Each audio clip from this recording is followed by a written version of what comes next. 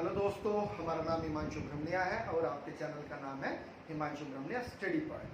ठीक है, आइएगा आज भारत के भू आकृतिक प्रदेश जो है उसको पढ़ लेते हैं। भारत, उत्तर भारत का मैदान पढ़ लेते हैं और साथ लगेगी आज हम तटीय मैदान भी पढ़ लेंगे। यानी कि आज हम 3 कंटेंट पर चर्चा करेंगे और उसके बाद में प्रायद्वीपीय पठार चालू कर देंगे, है ना। क्या कर देंगे? प्रायद्वीपीय पठार चालू कर देंगे। ठीक है, तो आइएगा समझिएगा। देखिएगा, उत्तर भारत के भू आकृतिक प्रदेश जो है वास्तव में यह कितने भागों में बांटा गया? 4 भागों में, कुछ 5 भागों में भी बांट देते हैं। आइएगा समझिएगा। पहला क्षेत्र क्या है? भाबर क्षेत्र। कौन सा क्षेत्र? भाबर प्रदेश या भाबर क्षेत्र बोलते हैं। दूसरा है तराई क्षेत्र, तराई क्षेत्र अर्थात तराई प्रदेश। तीसरा है आपका बांगर क्षेत्र या फिर बांगर प्रदेश। ठीक है, और चौथा जो आता है आपका वे आता है डेल्टाई क्षेत्र। ठीक है, आ रही है बात समझ में? क्लियर है पॉइंट? देखिए समझिएगा बिल्कुल ध्यान से कि भाबर क्षेत्र क्या होता है, तराई क्षेत्र क्या होता है और डेल्टाई क्षेत्र क्या होता है। ठीक है, आइएगा एक एक पर चर्चा करते हैं। एक्चुअली एक और रह गया है, तराई के बाद कौन सा आता है? खादर क्षेत्र, जो सबसे ज्यादा इंपॉर्टेंट है। खादर क्षेत्र यानी कि 5 क्षेत्रों में हमें पढ़ना है। क्या? उत्तर भारत के भू आकृतिक प्रदेश। देखिएगा, भाबर क्षेत्र क्या होता है? जब नदी का उद्गम होता है, यानी कि जब नदी निकलती है तो निकलने के बाद में वह पर्वतों के बीच से होती हुई आती है। क्या होती है? पर्वतों के बीच से होती हुई आती है। तो इसी क्रम में होता क्या है कि आपको पता है कि लगातार वर्षा हो रही है, धूप आ रही है, वर्षा धूप ये लगातार होती रहती है। तो जिसके कारण क्या होती है? चट्टानें अपर्दित हो जाती हैं, यानी कि उनमें दरारें पड़ जाती हैं। जब उनमें दरारें पड़ जाती हैं तो जब नदी आती है ऊंचाई से, तो आने के क्रम में क्या होता है कि वो जो दरारें हैं नदी की गतिज ऊर्जा के साथ वे भी कहां पर आ जाते हैं? मैदानी क्षेत्र में आ जाते हैं। कहां जा जाते हैं? मैदानी क्षेत्र में आ जाते हैं। इसको ऐसे समझिएगा, देखिएगा, ये आपका हिमालय है, ये आपका लघु हिमालय, वृहद हिमालय, लघु हिमालय और उससे छोटा शिवालिक श्रेणी। उसके बाद ये क्या है? मैदानी क्षेत्र। ये क्या है? मैदानी क्षेत्र है, समतल मैदान आ गया है। अब नदी क्या कर रही है? नदी बड़े बड़े शिलाखंडों को तोड़कर लेकर आ रही है। नदी क्या कर रही है? बड़े बड़े शिलाखंडों को तोड़कर लाती है। वास्तव में एक एक मंजिली, 2-2 मंजिल, है ना, एक एक मंजिल, 2-2 मंजिल ऊंचाई के ये शिलाखंड होते हैं। तो ये शिलाखंड जब टूट कर आते हैं, क्योंकि इनमें दरारें पड़ी हुई हैं, धूप वर्षा के कारण क्या हो गए हैं? अपर्दित हो गए हैं। तो कुछ इस अवस्था में, क्योंकि अब इनको गतिज ऊर्जा तो नहीं मिलेगी, क्योंकि नदी क्या करती है? नदी के पास में कौन सी गति होती है? गतिज ऊर्जा होती है, क्योंकि ऊपर से आ रही है। तो जब यहाँ पर गतिज ऊर्जा कम हो गई है, अर्थात न के बराबर हो गई है, तो ये चट्टानें कहाँ पर आ गई हैं? ढलान के यानी कि मैदानी क्षेत्र में आ गई है। जब ये मैदानी क्षेत्र में आ गई है तो इसी क्षेत्र को क्या कहा जाता है? वास्तव में इसी क्षेत्र को भाबर क्षेत्र कहते हैं। क्या कहते हैं? भाबर क्षेत्र कहते हैं। पॉइंट क्लियर है? बात समझ में आ रही है? वास्तव में जो भाबर क्षेत्र होता है, नदी यहाँ पर क्या हो जाती है? विलुप्त हो जाती है। नदी क्या हो जाती है? यहाँ पर विलुप्त हो जाती है, अर्थात नदी जो है अब ऊपर से नहीं बह रही है, नदी अब सतह पर नहीं बह रही है, नदी अब इनके अंदर बह रही है, इन चट्टानों के अंदर बहती है, इसलिए हमें वो दिखाई नहीं देती है। ठीक है, हमें दिखाई नहीं देती है। नदी भाबर क्षेत्र में क्या हो जाती है? विलुप्त हो जाती है। क्लियर है पॉइंट? बात समझ में आ रही है? अब होता क्या है वास्तव में, जैसे ही पानी इन चट्टानों पर टकराता है अंदर, तो ये मैदानी क्षेत्र है। उसके बाद में एकदम बहुत ही बड़े क्षेत्रफल पर क्या हो जाता है? पानी फैल जाता है, क्योंकि पानी को क्या नहीं मिला? नदी को एक दिशा नहीं मिल पा रही है, निश्चित दिशा नहीं मिल पा रही है। तो वो क्या होता है? बहुत लंबे क्षेत्रफल पर क्या होता है? फैल जाता है, बहुत चौड़े क्षेत्रफल पर फैल जाता है ना। तो इसी क्षेत्र को हम क्या कहते हैं? वास्तव में इसी क्षेत्र को हम तराई का क्षेत्र या तराई का मैदान तराई का क्षेत्र या तराई का मैदान कहते हैं, इसे भाबर क्षेत्र या भाबर क्षेत्र, इसे तराई का मैदान या तराई क्षेत्र कहते हैं। अब होता क्या है वास्तव में, जैसे नदी अब आगे चली, जब नदी यानी कि ये पानी जो है अब आगे चला, यानी कि अब नदी अपनी घाटी में बहना पसंद करेगी। किसमें? अपनी घाटी में बहना पसंद करेगी, अर्थात एक निश्चित आकृति में बहना पसंद करेगी। ठीक है। अब होता क्या है कि जब वर्षा काल होती है, क्या होती है? जब वर्षा होती है तो वर्षा होने के क्रम में होता क्या है कि ये नदी में क्या आ जाती है? बाढ़ आ जाती है। सपोज दैट यहाँ तक बह रही थी, अब क्या ऊंचे क्षेत्र पर, यानी कि अपने नदी घाटी क्षेत्र से भी पानी कहाँ पर आ गया है? बाढ़ के क्षेत्र का ऊपर आ गया है पानी। कहाँ पर आ गया? ऊपर भी आ गया है। तो इसी क्षेत्र को हम क्या कहते हैं वास्तव में, यानी कि ये तो नदी का मार्ग था, वास्तव में नदी यहाँ पर बहती थी, इसी क्रम में बहती थी, लेकिन अब क्या हो गया है? अब मानसून काल में क्या हो गया है? नदी का पानी ऊपरी क्षेत्र में भी आ गया है। कहां पर? ऊपरी क्षेत्र में भी आ गया है। तो वास्तव में इसी क्षेत्र को हम क्या कहते हैं?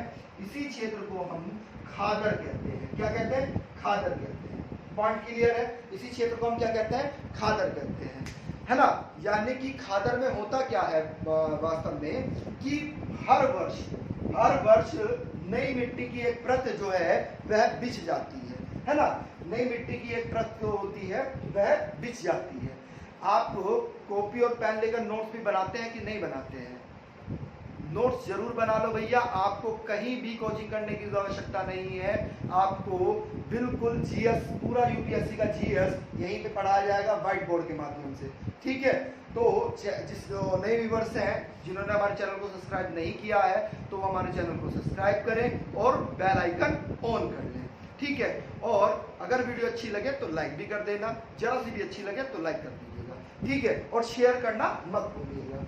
अब होता क्या है कि ये खादर क्षेत्र, यानी कि यहाँ पर क्या है, हर प्रति वर्ष क्या होता है, मानसून काल में एक नई मिट्टी की क्या हो जाती है? परत बिछ जाती है। और ये वास्तव में बहुत ही ज्यादा उपजाऊ होती है। क्या होती है? बहुत ज्यादा उपजाऊ होती है खादर की मिट्टी, क्योंकि पहाड़ी क्षेत्र से आ रही है ना। पहाड़ी क्षेत्र से क्या आ रहा है? पानी आ रहा है, अपने साथ में बालू, मिट्टी, अवसाद, गाद लेकर आ रही है ना। तो उसी क्रम में होता क्या है, इसमें ह्यूमस की मात्रा बहुत रहती है। इसकी ह्यूमस की मात्रा बहुत रहती है। ह्यूमस क्या होता है? जो सड़े गले पेड़ पौधे होते हैं, जीवाश्म होते हैं, है ना। ठीक है।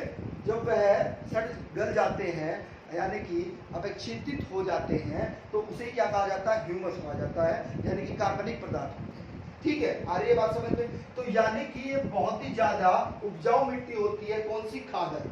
अब आप बांगर को भी समझिएगा कि बांगर क्या होता है। वास्तव में वह क्षेत्र, नदी घाटी के आसपास का वह क्षेत्र जहां पर मानसून काल में भी वर्षा का पानी ना पहुंच पाए, जहां पर मानसून काल में भी क्या ना हो? वर्षा का पानी ना पहुंच पाए, अर्थात ऊंचाई पर स्थित है यह।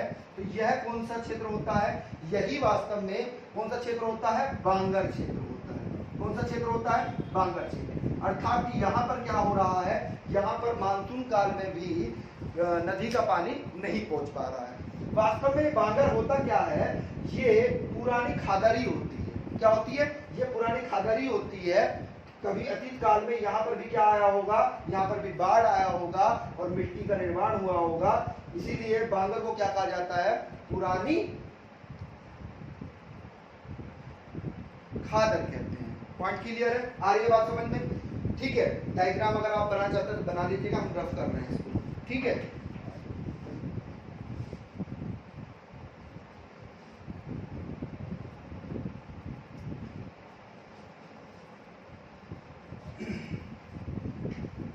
देखिए, खादर को दो क्षेत्रों में बांटा गया है। खादर को किसमें? दो क्षेत्रों में बांटा गया। अभी डेल्टा क्षेत्र पे भी बात करेंगे हम। डेल्टा क्षेत्र क्या होते हैं अभी बात करते हैं। खादर को समझिएगा।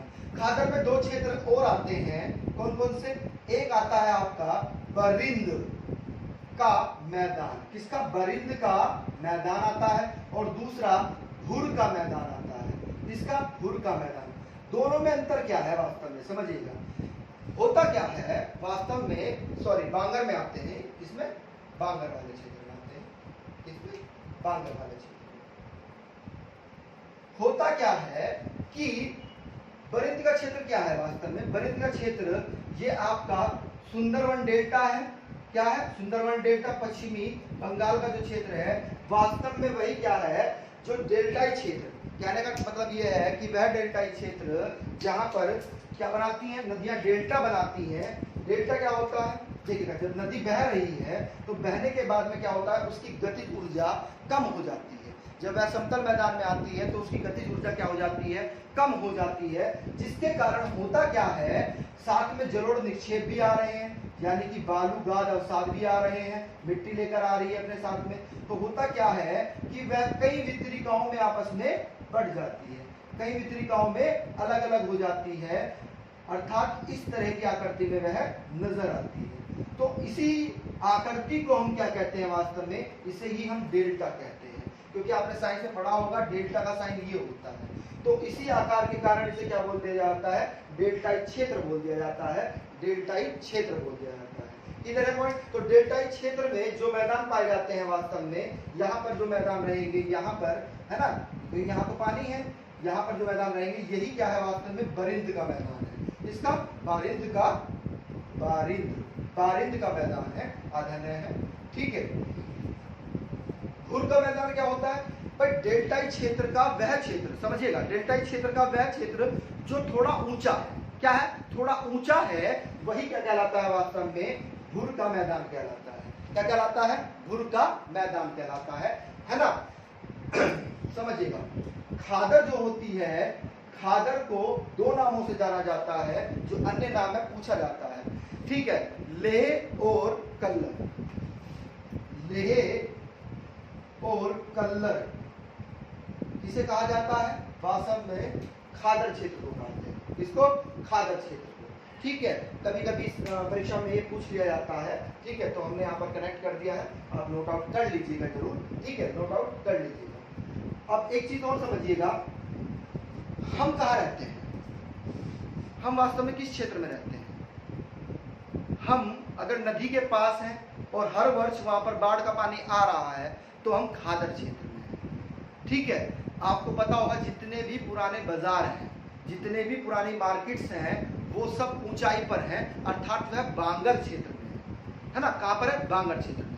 आप जहाँ रहते हैं, अगर आप वहां पर बाढ़ नहीं आती है, ऊंचाई के क्षेत्र पर हैं, तो आप कहाँ पर रहते हैं? बांगर क्षेत्र में रहते हैं। कहाँ पर रहते हैं? बांगर क्षेत्र में। पहले जो गांव बसाए जाते थे वह बांगर क्षेत्र में ही बसाए जाते थे। कहाँ पर? बांगर क्षेत्र में। क्यों? क्योंकि वहां पर नदी का पानी मानसून काल में न पहुंच पाए। क्लियर है पॉइंट? ठीक है, डेल्टाई क्षेत्र पता लग गया, इसे ही हम क्या बोलते हैं? डेल्टाई क्षेत्र बोलते हैं। आइएगा आगे चलते हैं। भैया कॉपी और पेन लेकर नोट्स अपना बना लीजिएगा, बहुत ही अच्छा और विस्तृत नोट्स आपको तैयार हो जाएगा। ठीक है, आइएगा अब उत्तर के मैदान पर बात करते हैं। उत्तर के मैदान में, तो उत्तर के मैदान में बिल्कुल ध्यान समझिएगा, उत्तर के मैदान कैसे बना।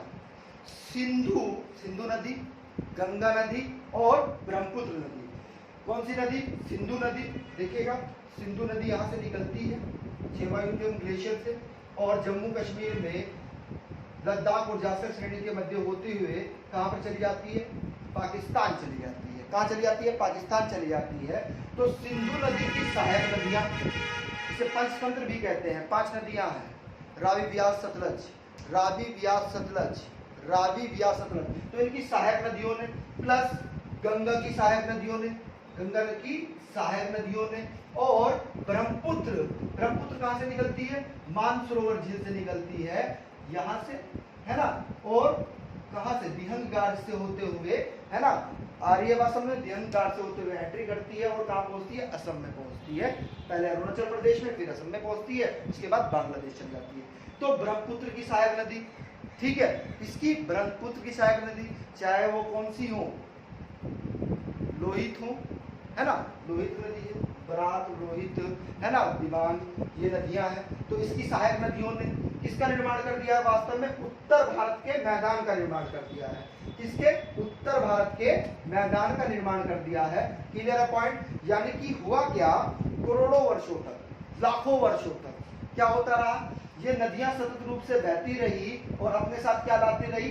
बालू मिट्टी अवसाद लाती रही और लाने के क्रम में क्या हुआ, उसी निरंतर तलछट निक्षेप के कारण जलोढ़ मिट्टी ने एक मोटी परत बना दी है। जलोढ़ मिट्टी ने क्या बना दिया है, एक मोटी परत। जलोढ़ मिट्टी क्या होती है, जो नदी के साथ में मिट्टी बहकर आती है, वास्तव में उसे ही क्या कहा जाता है, उसे ही जलोढ़ मिट्टी कहते हैं। तो क्या किया कि इनकी सहायक नदियों ने जलोढ़ मिट्टी की एक मोटी परत बना दी है। Clear point. आइएगा अब एक एक पर चर्चा करते हैं। देखिएगा, ये है राजस्थान, राजस्थान का मैदान, इसके बारे में चर्चा करते हैं, बिल्कुल ध्यान से समझना है। राजस्थान का जो मैदान है वास्तव में उसे हम दो भागों में पढ़ सकते हैं, उत्तरी राजस्थान का और दक्षिणी राजस्थान का। ये उत्तरी, ये दक्षिणी। दक्षिणी राजस्थान वास्तव में पूरा क्या है, मरुस्थली है। कैसा है, मरुस्थली है।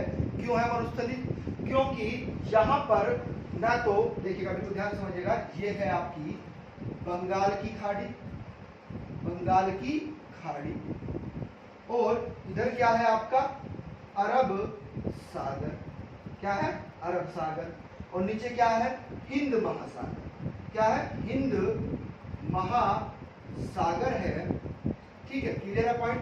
अब अरब सागर से आने वाली नदियां, अरब सागर से आने वाला मानसून कौन सा, दक्षिणी पश्चिमी मानसून। कौन सा, दक्षिणी पश्चिमी मानसून। वास्तव में यहाँ पर गुड़ शिखर चोटी है। अगली नेक्स्ट वीडियो में आपको पता लगेगा कि अरावली की सबसे ऊंची चोटी कौन सी है, तो वो गुड़ शिखर है। तो वहीं तक ही पहुंच पाती है, उसके बाद आगे नहीं पहुंच पाती, अर्थात उसको वर्षा प्राप्त नहीं हो पाती। किसको, राजस्थान को। इसीलिए जब वर्षा प्राप्त नहीं हो पा रही है तो क्या हो गई है, वहां की मिट्टी भुरभुरी हो गई है। ऐसे ही क्या, बंगाल की खाड़ी, बंगाल की खाड़ी से आने वाली कौन सी, बंगाल की खाड़ी से आने वाली जो शाखा है वास्तव में वह भी क्या कर रही है, वह भी यहाँ पर वर्षा नहीं कर पाती है। इसीलिए यहाँ पर क्या, किसका निर्माण हो गया है, मरुस्थली क्षेत्र का निर्माण हो गया है। अर्थात यहाँ पर मरुस्थली मैदान है। कहाँ पर, राजस्थान के दक्षिण में। उत्तर में आप चलेंगे तो यहाँ पर वास्तव में कछारी मिट्टी, कछारी मिट्टी होती, कछारी मिट्टी होती है। कौन सी, कछारी मिट्टी होती है। और कुछ वास्तव में यहाँ पर मतलब चट्टान से निर्मित मिट्टी भी पाई जाती है। ठीक है, आ रही है बात समझ में, क्लियर है पॉइंट, क्लियर है। दूसरा देखिएगा, दूसरा कौन सा है, पंजाब व हरियाणा का मैदान। पंजाब व हरियाणा के मैदान को समझते हैं, बिल्कुल ध्यान से समझना है। वास्तव में पंजाब और हरियाणा के मैदान, पंजाब और हरियाणा के मैदान, ये बांगर क्षेत्र है ना। ये कौन सा क्षेत्र है, ये तो हो गया आपका दक्षिणी, तो हो गया बांगर क्षेत्र। कौन सा क्षेत्र, सॉरी मरुस्थली क्षेत्र। कौन सा, मरुस्थली। और ये वाला क्षेत्र कौन सा हो गया आपका, जो उत्तरी राजस्थान वाला है, ये वास्तव में बांगर क्षेत्र हो गया। कौन सा, बांगर क्षेत्र। ठीक है, ये बांगर मिट्टी से बना हुआ है। किससे, बांगर मिट्टी, यानी कि पुरानी खादर से, है ना, इससे पुरानी खादर से। अब पंजाब व हरियाणा के मैदान पर चर्चा करते हैं। बिल्कुल ध्यान समझिएगा कि पंजाब और हरियाणा का जो मैदान का निर्माण हुआ है वास्तव में वह सतलज नदी, रावी नदी और व्यास नदी के कारण हुआ है। किस नदी के, देखिए तीन नदी बताई हमने, सतलज नदी जो सिंधु की सहायक नदी है, रावी भी सिंधु की सहायक नदी है और व्यास भी सिंधु की सहायक नदी है। तो उसके कारण किसका निर्माण हुआ है, पंजाब व हरियाणा के मैदान का निर्माण हुआ है। Clear point. यहाँ पर भी वास्तव में बांगर मिट्टी पाई जाती है। कौन सी मिट्टी पाई जाती है, बांगर मिट्टी पाई जाती है। थोड़ी पथरीली मिट्टी भी पाई जाती है यहाँ पर। क्लियर पॉइंट, आ रही है बात समझ में, ठीक है, आ रही है। एक चीज और समझिएगा बिल्कुल ध्यान से, जो हरियाणा और पंजाब का, एक मिनट, गर्मी बहुत है।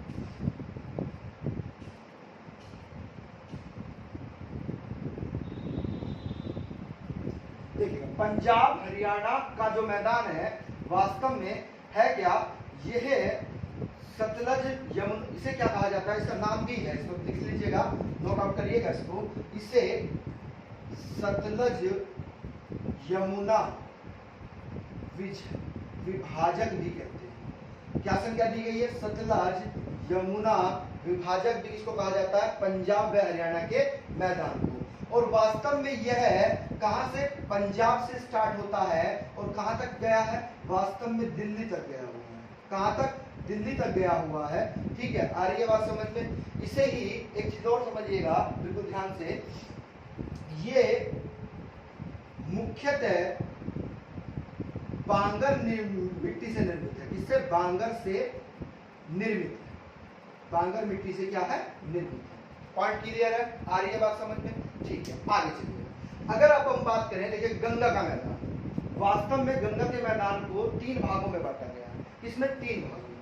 ठीक है, देखिएगा ये तो हो गया था आपका कौन सा? राजस्थान का मैदान, ये वाला। ये कौन सा हो गया आपका? ये हो गया आपका पंजाब और हरियाणा का मैदान। और ये वाला भाग जो हो गया आपका, ये गंगा का मैदान ही है, लेकिन इन्हें 3 उप भागों में बांटा गया है। तो ये है आपका ऊपरी गंगा का मैदान। कौन सा? ऊपरी गंगा का मैदान। और ये रेड कलर का जो हमने बनाया है, ये वाला, ये सबसे बड़ा है वास्तव में, गंगा के सबसे बड़े मैदानों में आता है। यही क्या है वास्तव में? मध्य गंगा का मैदान। कौन सा? मध्य गंगा का मैदान। ठीक है, और ये हरे कलर का जो हमने बनाया है, ये हरे कलर का जो है वास्तव में, ये क्या है ना? ये निम्न गंगा का मैदान है। कौन सा? निम्न गंगा का मैदान। यानी कि गंगा के मैदान को 3 उपभागों में बांटा गया है। ऊपरी गंगा मैदान, मध्य गंगा मैदान और निम्न गंगा मैदान। क्लियर है पॉइंट? आ रही है बात समझ में? अब समझिएगा कि गंगा के मैदान का निर्माण कैसे हुआ। वास्तव में गंगा की जो सहायक नदियां हैं, इसकी गंगा की सहायक नदियां कौन कौन सी भाई? रामगंगा, गोमती, घाघरा, गंडक, कोसी। नदी में आप पढ़ेंगे वो क्रम से है, सारी 6 है, क्रम से है। ठीक है, नदियों में, नदी तंत्र में आप पढ़ेंगे, गंगा नदी तंत्र में। तो उसकी जो सहायक नदियां हैं, उनसे किसका निर्माण हुआ है?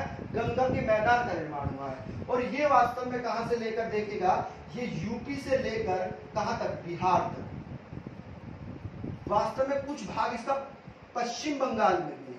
निचला वाला भाग तो पश्चिम बंगाल में ही है। तो यानी कि कहां से? यूपी से लेके बिहार और पश्चिम बंगाल तक यह विस्तृत है। आ रही है बात समझ में? क्लियर है पॉइंट यहाँ पर? और एक चीज और समझिएगा, इसका ढाल भी कभी कभी पूछ लिया जाता है। तो इसका ढाल जो है वास्तव में पश्चिम से पश्चिम पूर्व व दक्षिण पूर्व की ओर क्लियर पॉइंट? आ रही है बात समझ में? किसका? गंगा के मैदान। Clear point? क्योंकि वास्तव में होता क्या है, यहाँ से कुछ नदियां हैं वो जा रही हैं। ठीक है, आ रही है बात समझ में? जब नदियां पढ़ाएंगे तो और ज्यादा स्पष्ट हो जाएगा यहाँ पर कि ढाल इसका कैसे है ना? नेक्स्ट वीडियो में यही चीजें चलेगी आपकी। ठीक है, अब अगला फैक्ट क्या है गंगा के मैदान का, बिल्कुल ध्यान समझिएगा। दाएं किनारे पर, किस पर? दाएं किनारे पर कौन सी नदी आकर मिलती है भाई? दाएं किनारे पर यमुना और सोन नदी।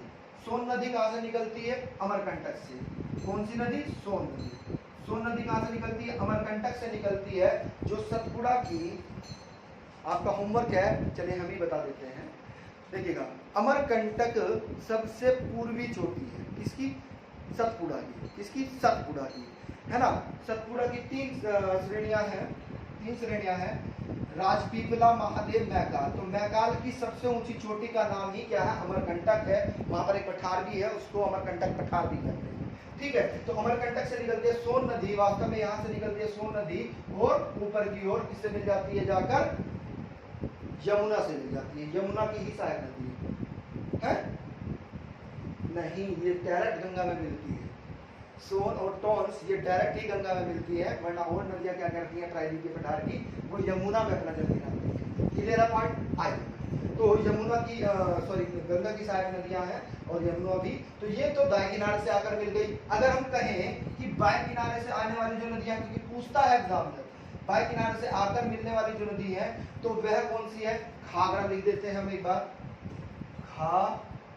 घाघरा, गंडक और कोसी। इनका मुख्यतः ज्यादा योगदान है। इनका मुख्यतः ज्यादा योगदान है इसके निर्माण में, गंगा के मैदान के निर्माण में। Clear point? आ रही है बात समझ में? आगे चलिएगा, ब्रह्मपुत्र मैदान को पढ़ लेते हैं एक बार। किसको? ब्रह्मपुत्र मैदान। देखिएगा सबसे बड़ा मैदान गंगा का मैदान ही है, ध्यान रखिएगा। अगर तीनों में उप में भी पूछा जाए तो मध्य गंगा का मैदान तीनों में सबसे बड़ा है ना, ऊपरी गंगा के मैदान से भी और निम्न गंगा के मैदान से भी। ठीक है, ब्रह्मपुत्र के मैदान को पढ़ते हैं, इसको ब्रह्मपुत्र के मैदान। ठीक है, तो ब्रह्मपुत्र के मैदान में बिल्कुल ध्यान से समझिएगा, इसे असम घाटी भी कहते हैं। क्या कहते हैं? असम घाटी। क्योंकि जो असम घाटी है वास्तव में, है ना, जो असम घाटी है, असम घाटी के नीचे क्या है? पर्वत है। इधर दोनों तरफ हिमालय आ गया। क्या आ गया? हिमालय। दक्षिण में भी हिमालय और पूर्व में भी हिमालय, और दक्षिण में क्या आ गया है? दक्षिण में भी आपका मेघालय पठार, जैसे ही क्या कहा जाता है? शिलांग पठार, गारो ख्यासी जयंती आ गई। तो तीनों ओर से क्या है? वास्तव में घिरा हुआ है, और यहाँ पर एक समतल मैदान का निर्माण हो गया है असम में। तो इसे ही क्या कहा गया है? इसे ही ब्रह्मपुत्र का मैदान कहा गया है। इसे क्या कहा गया है? ब्रह्मपुत्र का मैदान कहा गया है ना। Clear point. असम घाटी वास्तव में इसे किस नाम से जाना जाता है? असम घाटी के नाम से भी जाना जाता है। ठीक है, यानी कि बीच में स्थित है, ऊपर हिमालय, दक्षिण में क्या है? शिलांग पठार, है ना, गारो खासी जयंतियां। ठीक है, आइएगा आगे देखिएगा, एक चीज और समझिएगा। जब ब्रह्मपुत्र नदी यहाँ पर एंट्री करती है तो वास्तव में पर्वतों के साथ सीधा ही क्या करती है? जैसे कि पर्वत है और पर्वत से सीधा ही मैदानी क्षेत्र में पहुंचती है असम में। तो जिसके कारण यहाँ पर क्या हो गया है? वास्तव में मिट्टी का जमाव हुआ है। किसका? मिट्टी का जमाव, और वो भी कौन सी मिट्टी? भारी मिट्टी का जमाव। यानी कि भारी मिट्टी का जमाव हो गया है कहां पर? असम घाटी में, अर्थात ब्रह्मपुत्र के मैदान में। ठीक है, क्लियर पॉइंट। और यहाँ पर ही वास्तव में विश्व का सबसे बड़ा नदी द्वीप स्थित है। विश्व का सबसे बड़ा नदी द्वीप क्या है? माजुली। ठीक है, गिनीज वर्ल्ड रिकॉर्ड में भी इसका नाम है ना, माजुली का, माजुली द्वीप। ये वास्तव में क्या है? एक नदी द्वीप है। क्या है? नदी द्वीप है। द्वीप द्वीप क्या होता है? जिसके चारों ओर क्या होता है? जलराशि होती है। क्या होती है? जलराशि, वह द्वीप कहलाता है। Clear point. तालाब मत समझ लीजिएगा, ठीक है ना, तालाब अलग चीजें हैं। ठीक है, द्वीप है। तो माजुली द्वीप क्या है? वास्तव में असम सरकार ने इसको जिला घोषित कर दिया है। क्या घोषित कर दिया है? जिला घोषित कर दिया है ना। क्योंकि तो आपसे ये भी प्रश्न पूछा जाता है कि नदी द्वीप जिला कौन सा है या नदी द्वीप कौन सा है? तो नदी द्वीप कौन सा है वास्तव में? माजुली। या नदी जिला कौन सा है? तो उसका नाम भी क्या होगा? माजुली। नदी जिले का नाम भी क्या हो जाएगा? माजुली हो जाएगा। कनेक्ट कर लीजिएगा, इंपॉर्टेंट है, पूछा जाता है। यहाँ पर वास्तव में क्या है कि कछारी प्रदेश में क्या किया गया है? इस कछारी प्रदेश में क्या हो गया है? खादर अर्थात नवीन जलोढ़ का निर्माण हुआ है। इस कछारी प्रदेश में क्या हो गया है? खादर अर्थात नवीन जलोढ़ का क्या हो गया है? निर्माण हो गया है। खादर को हम क्या कहते हैं? नवीन जलोढ़ कहते हैं। क्या कहते हैं? नवीन जलोढ़ भी कहते हैं। किसको? खादर को, क्योंकि जलोढ़ मिट्टी के कारण ही तो हो रहा है ना इसका निर्माण। Clear point. आगे आइएगा। अब एक चीज और समझिएगा कि इसको रफ कर देते हैं। आज हम तट भी पढ़ देते हैं। क्या? तट। ठीक है, तटीय मैदान। देखो ध्यान से समझिएगा। ये कौन सी नदी है? ये वास्तव में नर्मदा नदी है। ये भी कहां से निकलती है? यह भी अमरकंटक से निकलती है। कहां से निकलती है? अमरकंटक से निकलती है। ठीक है, ये कौन सी नदी है? तापी नदी या ताप्ती नदी। कौन सी नदी? तापी नदी या ताप्ती नदी। ये कहां से निकलती है? वास्तव में महादेव पहाड़ी के नीचे ही सटा हुआ एक पठार है जिसे हम क्या कहते हैं? बैतूल का पठार। तो ये वास्तव में बैतूल के पठार से निकलती है तापी या ताप्ती नदी। तो तापी नदी के किनारे मुहाने से लेकर कहां तक? गोवा तक के क्षेत्र को हम क्या कहते हैं? कोणगढ़ तट कहते हैं। क्या कहते हैं? कोणगढ़ तट कहते हैं। Clear point. और गोवा से लेके मंगलोर तक के तट को हम क्या कहते हैं भाई? कन्नड़ तट कहते हैं। क्या कहते हैं? कन्नड़ तट। ठीक है, और बिल्कुल ध्यान समझिएगा, कन्याकुमारी तक या कुमारी अंतरिम तक, मंगलोर से लेकर कन्याकुमारी या कुमारी अंतरिम तक का जो तट है उसे हम क्या कहते हैं, मैदानी क्षेत्र है उसे हम मालाबार तट कहते हैं। क्या कहते हैं, मालाबार तट। दक्षिणी पश्चिमी मानसून सबसे पहले मालाबार तट से ही टकराता है। इससे मालाबार तट से ही टकराता है। ठीक है, आइएगा पूर्वी तटों पर भी चर्चा कर लेते हैं। ये उत्कल तट है। कौन सा उत्कल? उड़ीसा के तट को हम क्या कहते हैं, उत्कल तट कहते हैं। क्या कहते हैं, उत्कल तट। जनगणमन अधिनायक जया हो, है ना, उसमें क्या आता है, उत्कल, बंगा। ठीक है, तो वही उत्कल है। क्या है, वही उत्कल है। क्लियर है पॉइंट। अब यहां पर नीचे चलेंगे आप, देखिएगा ये गोदावरी है, ये कृष्णा है। गोदावरी और कृष्णा के बीच के तट को हम क्या कहते हैं, उत्तरी सरकार तट कहते हैं। क्या कहते हैं, उत्तरी सरकार तट कहते हैं। वास्तव में यहाँ पर एक झील भी है, उस झील को हम क्या कहते हैं, लैगून झील। इन दोनों डेल्टाओं के बीच में एक झील है, उसे हम क्या कहते हैं, लैगून झील कहते हैं। ठीक है, कौन सी झील, लैगून झील। आपका होमवर्क है, आपको बता रहा है कि इन दोनों डेल्टाओं के बीच में जो झील है उसका क्या नाम है। ठीक है, अब कृष्णा नदी से लेकर कहां तक, कन्याकुमारी तक, अर्थात तमिलनाडु के तट को, किसके, तमिलनाडु के तट को हम क्या कहते हैं, कोरमंडल तट कहते हैं। क्या कहते हैं, कोरमंडल तट। वास्तव में शीतकाल में जो वर्षा प्राप्त होती है वह दक्षिण भारत में वह सिर्फ कोरमंडल तट पर ही प्राप्त होती है। कहां पर, कोरमंडल तट पर। प्रश्न ये घुमाकर ऐसा पूछा जाता है कि पूर्वी, देखिए ये पूर्व है ना, ये उत्तर है। पूर्वी, उत्तर पूर्वी मानसून सब कहां पर टकराता है, तो कोरमंडल तट पर टकराता है। अब कुछ इंपोर्टेंट फैक्ट है, इसको समझिएगा बिल्कुल ध्यान से। देखिएगा ये है पश्चिमी घाट पर्वत। अब पश्चिमी घाट पर्वत से कुछ नदियां निकलती हैं, है ना, छोटी छोटी नदियां हैं, बड़ी बर्फाती हैं, है ना, बहुत ही ज्यादा शोर बजाती हुई निकलती हैं, बहुत ही ज्यादा तीव्रगामी है। तो होता क्या है वास्तव में, देखिएगा यहाँ पर एस्चुरी का निर्माण होता है। चलो पूर्वी वाले को भी समझ लेते हैं, इसको भी समझ लेते हैं, दोनों को समझेगा। यहाँ पर जो नदियों के द्वारा निर्माण होगा वह एक्चुरी का होगा। यहाँ पर जो निर्माण हो रहा है, देखिएगा इस तरह की संरचना जो हमने बनाई हुई है, ये क्या है, वास्तव में डेल्टा का निर्माण कर रही है। क्या कर रही है, डेल्टा का निर्माण। यानी कि बंगाल की खाड़ी, अर्थात कि क्या, गंगा नदी के मुहाने से लेकर दक्षिण में कन्याकुमारी तक, है ना, क्या है, यह है पश्चिमी तटीय मैदानी क्षेत्र है। क्या है, पश्चिमी तटीय मैदानी क्षेत्र। और यहाँ पर तापी नदी से लेकर कहाँ तक, कन्याकुमारी तक, ये पूरा क्षेत्र क्या है, ये पश्चिमी तटीय क्षेत्र है। क्या है, पश्चिमी तटीय क्षेत्र है। ठीक है, आ रही है बात समझ में। तो यहाँ पर ही पुलिकट झील, लैगून झील होती है। लैगून झील क्या होती है, झीलों में आप पढ़ेंगे। लैगून झील वास्तव में क्या होती है, लैगून झील वह होती है जिनका पानी समुद्र के संपर्क में रहे। जिस झील का पानी समुद्र के संपर्क में रहे उसे हम क्या कहते हैं, लैगून झील कहते हैं। ठीक है, क्या कहते हैं, लैगून झील कहते हैं। आगे आप पढ़ेंगे इसको। क्लियर है पॉइंट। तो यहाँ पर महानदी गोदावरी, कृष्णा, कावेरी के कारण क्या हो गया है, इसका निर्माण हो गया है, मैदानी क्षेत्र का निर्माण हो गया है, तटीय मैदानी क्षेत्र का निर्माण हो गया है। ठीक है, यहाँ पर पश्चिम में क्या है, कच्छ के रण से, वास्तव में कच्छ के रण से ही स्टार्ट हो जाता है। कच्छ के रण से, ये प्रश्न पूछा भी गया है, कच्छ का रण ये क्या है, वास्तव में ये पूरा क्या है, गुजरात। ठीक है, और ये क्षेत्र क्या है, वास्तव में कच्छ। ये क्या क्षेत्र है, ये आपका कच्छ है। तो पूछा जाता है कि कच्छ की कड़ी से, अर्थात खाड़ी